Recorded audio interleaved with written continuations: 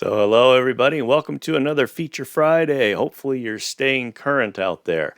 So, we're going to talk a little bit about the mobile configuration options that you have underneath Manage. So, get out your favorite administrator login and Application Suite 9.1, and let's take a look at a couple of things we can do to help our mobile users synchronize a little more efficiently. Okay, so here we go. I am in Manage 9.1. I am logged in as an administrator, and I'm going to work my way down to the Application Administration section and open that up, and specifically open up Mobile Configuration. Okay, so all we really have to work with at this point are the sync settings and one other setting. So the default data sync settings are the same options that the user has over on the tablet. Let me show you those options on the tablet. Okay, so on the tablet, the user is going to push on the cloud in the lower right corner. And then in the upper right corner, you've got a little slider switches here. I'm going to push on that. And this is the same list that the user has that you can set by default over in the configuration section that I just showed you. Let's go back. Okay, so here we are back in the configuration section. So the work list data is the list of records that are in your work list. So consider these to be the main records within each mobile application. By default, when the user synchronizes, they will get all of them, or you can choose that they'll only get any changes since the last time they synchronized, or, and I'm not sure why you would do this, you can choose to not download them at all. Supporting data is for other things such as pick lists, relationships, things like that, that enable the mobile applications to get the data related to the main records. Same type of selections here, complete, only delta, or in some cases do not download.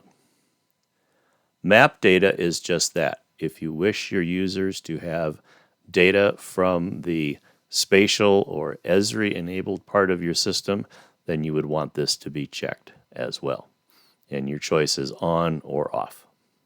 For those times when the user logs on and off, you can control what the auto sync will do. Again, this occurs when the user re-logs into the mobile environment. These will override any sync settings that the user has made within their mobile environment. So we already talked about work list data.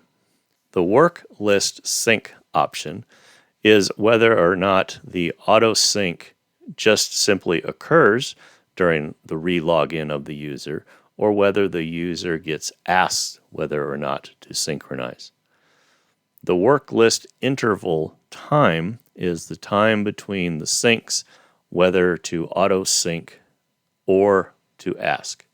That's a little puzzling there, but the interval time between auto syncs can be set. Supporting data, we already talked about that previously. The supporting sync option and its interval time are the same as I just described for the work list.